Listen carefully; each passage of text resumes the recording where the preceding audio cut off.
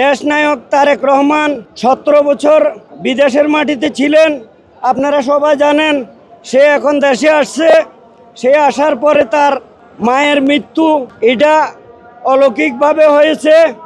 শুধু মনে হয় যেন তার রুটা তার ছেলের জন্য ছিল।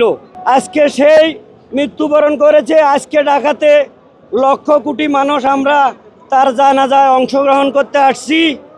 আমরা তার জন্য দোয়া করি।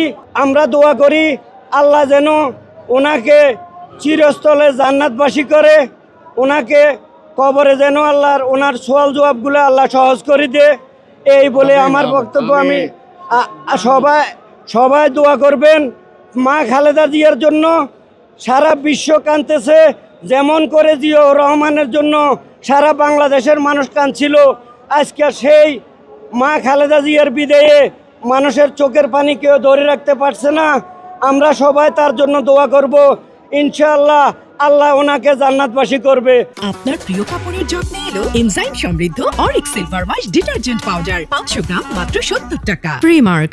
হায়াত মুহূর্তে হইলো আল্লাহর হাতে। চেষ্টা সবাই করছে, পুরো বাংলাদেশ সরকার নিয়ে।